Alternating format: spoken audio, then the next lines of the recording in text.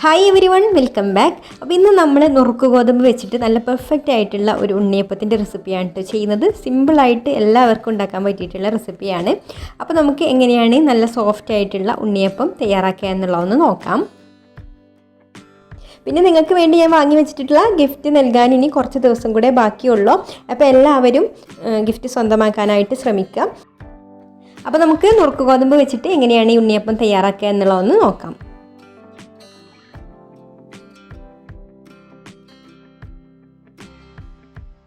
അപ്പോൾ ഈ ഉണ്ണിയപ്പം തയ്യാറാക്കാൻ വേണ്ടിയിട്ട് ഞാനിവിടെ 1 കപ്പ് നുറുക്ക് ഗോതമ്പാണ് എടുത്തിട്ടുള്ളത്.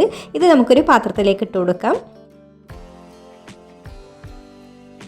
ഇനി ഇതിലേക്ക് ആവശ്യത്തിന് വെള്ളം ഒഴിച്ചു കൊടുത്തിട്ട് ഇത് കുതിരാനായിട്ടൊന്ന് മാറ്റി വെക്കണം. അത്യാവശ്യം നന്നായിട്ട് തന്നെ വെള്ളം ഒഴിച്ചു കൊടുത്തിട്ടുണ്ട്. ഇനി നമുക്കിത് അടച്ച് വെച്ചിട്ട് ഒരു 4-5 മണിക്കൂർ വെക്കണം കേട്ടോ, എന്നാലേ നന്നായിട്ട് ഇത് കുതിർന്ന് കിട്ടുള്ളൂ.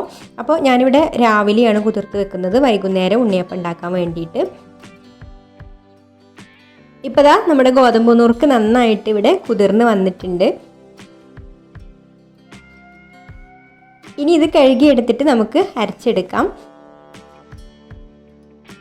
അപ്പോൾ അത് അരച്ചെടുക്കാൻ വേണ്ടിയിട്ട് നമ്മളിവിടെ മിക്സിയുടെ ജാറിലേക്ക് ഇട്ട് കൊടുത്തിട്ടുണ്ട്. ഇനി ഇതിലേക്ക് ആവശ്യത്തിന് വെള്ളം ഒഴിച്ചു കൊടുക്കാം.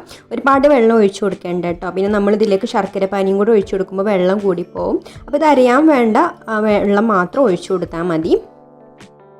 ഇതാ ഇത്രയും വെള്ളം ഒഴിച്ചു കൊടുത്തിട്ടുള്ളൂ. ഇനി നമുക്കിത് നന്നായിട്ടൊന്ന് അരച്ചെടുക്കാം. ഈ സമയം ഞാനിവിടെ ഇതിലേക്ക് വേണ്ടിയിട്ട് ഒരു 4 അച്ച് ശർക്കര 1/2 കപ്പ് വെള്ളം ഒഴിച്ചു കൊടുത്തിട്ട് ഒന്ന് ഉരുക്കാൻ വേണ്ടിയിട്ട് വെച്ചിട്ടുണ്ട്. ഒരുപാട് വെള്ളത്തിൽ ശർക്കര ഉരുക്കിയെടുക്കരുത് കേട്ടോ, അപ്പോൾ നമുക്ക് വെള്ളം കൂടി പോകും മാവിൽ. ഇനി ഇതൊന്ന് മെൽറ്റായിട്ട് വരട്ടെ. ഗോതമ്പ് നുറുക്ക് ഇവിടെ നന്നായിട്ട് അരച്ചെടുത്തിട്ടുണ്ട്. ഇനി നമുക്കിത് ഈ ഒരു പാത്രത്തിലേക്ക് ഒഴിച്ചു കൊടുക്കാം. ഇനി നമുക്കിതിലേക്ക് ഒഴുക്കിയെടുത്തിട്ടുള്ള ശർക്കരപ്പാനി ഇതുപോലെ ഒരു അരിപ്പയിലൂടെ അരിച്ചിട്ട് ഒഴിച്ചു കൊടുക്കാം. ചൂടാറാനൊന്നും വെയിറ്റ് ചെയ്തിട്ടില്ല കേട്ടോ, ചൂടോട് കൂടി തന്നെയാണ് ഇതിലേക്ക് ഒഴിച്ചു കൊടുക്കുന്നത്.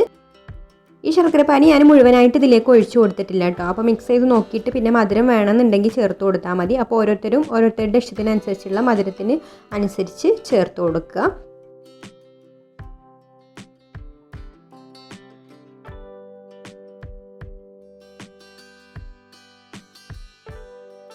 ഇനി നമുക്കിതിലേക്ക് 1/2 കപ്പ് ഗോതമ്പ് പൊടി ചേർത്ത് കൊടുക്കാം.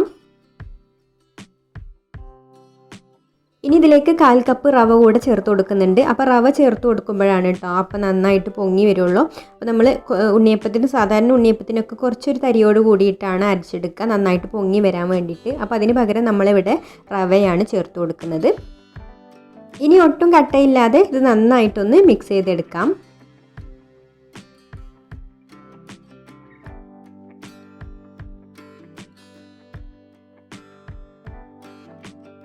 ഇനി ഇതിലേക്ക് 1/4 ടീസ്പൂൺ ഉപ്പ് ചേർത്ത് കൊടുക്കാം, ആ മധുരം ഒന്ന് ബാലൻസ് ചെയ്യാൻ വേണ്ടിയിട്ട്. പിന്നെ 1/4 ടീസ്പൂൺ ബേക്കിംഗ് സോഡ ചേർത്ത് കൊടുക്കുന്നുണ്ട്. അതുപോലെ ഒരു 3/4 ടീസ്പൂണോളം ഏലക്കാപ്പൊടിയും കൂടെ ചേർത്ത് കൊടുത്തിട്ട് നന്നായിട്ട് മിക്സ് ചെയ്തെടുക്കാം.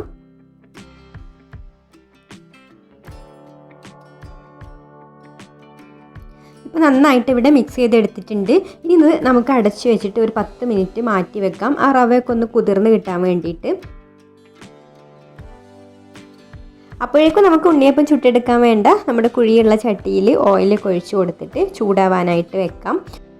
അപ്പോൾ 10 മിനിറ്റ് വെച്ചപ്പോൾ അത് ആ റവയൊക്കെ ഒന്ന് കുതിർന്ന് വന്ന് നമ്മുടെ മാവ് കുറച്ചൊന്ന് തിക്കായി വന്നിട്ടുണ്ട് കേട്ടോ. ഈ ഒരു ലൂസിലാണ് വേണ്ടത്, എന്നാലുള്ള നമുക്ക് പെർഫെക്റ്റ് ആയിട്ട് ആ ഉണ്ണിയപ്പം ചുട്ടെടുക്കാൻ പറ്റുള്ളൂ.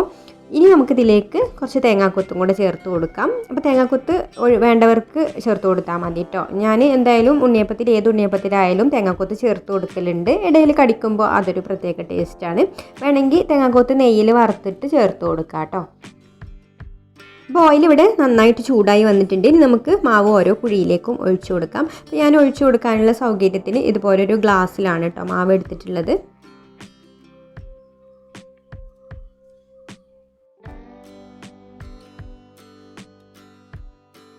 ഇപ്പോൾ ഹൈ ഫ്ലെയിമിൽ തന്നെയാണ് കേട്ടോ വെച്ചിട്ടുള്ളത്. ഇപ്പോൾ ദാ ഉണ്ണിയപ്പം നന്നായിട്ട് പൊങ്ങി വന്നിട്ടുണ്ട്. ഇനി നമുക്കിത് മറിച്ചിട്ട് കൊടുക്കാം. അതിനുശേഷം പിന്നെ ഒരു മീഡിയം ഫ്ലെയിമിലിട്ടിട്ടാണ് കേട്ടോ ഞാനിത് പൊരിച്ചെടുക്കുന്നത്, ഉൾഭാഗമൊക്കെ നന്നായിട്ടൊന്ന് വെന്ത് കിട്ടാൻ വേണ്ടിയിട്ട്.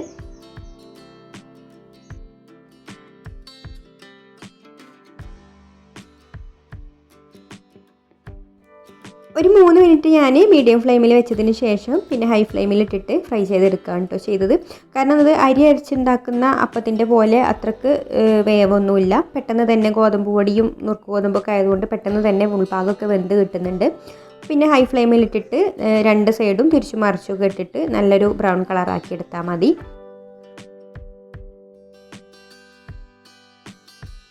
അപ്പോൾ ഇതിവിടെ റെഡി ആയിട്ടുണ്ട്. ഇനി നമുക്കിത് ഓരോന്നായിട്ട് കോരിയെടുക്കാം.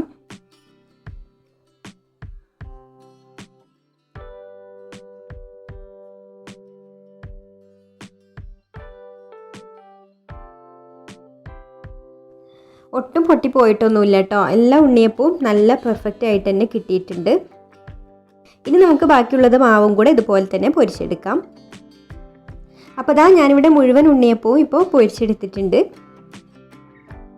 അപ്പോൾ നുറുക്ക് ഗോതമ്പൊക്കെ എല്ലാവരുടെ വീട്ടിലും ഉണ്ടാവും. അപ്പോൾ എല്ലാവരും ഒന്ന് ട്രൈ ചെയ്ത് നോക്കിയിട്ട് ഫീഡ്ബാക്കൊക്കെ അറിയിക്കണേ. അപ്പോൾ നിങ്ങൾക്ക് ഈ റെസിപ്പി ഇഷ്ടമായിട്ടുണ്ടെങ്കിൽ ലൈക്ക് ചെയ്യുക, ഷെയർ ചെയ്യുക, നിങ്ങളുടെ അഭിപ്രായങ്ങളൊക്കെ താഴെ കമൻറ്റ് ചെയ്യുക. പിന്നെ ഈ ചാനൽ സബ്സ്ക്രൈബ് ചെയ്യാതെ കാണുന്നവരാണെങ്കിൽ ഒന്ന് സബ്സ്ക്രൈബും കൂടെ ചെയ്തിട്ട് സപ്പോർട്ട് ചെയ്യണേ. അപ്പോൾ ഇനി മറ്റൊരു നല്ല റെസിപ്പിയുമായിട്ട് അടുത്ത വീഡിയോയിൽ കാണാം. താങ്ക്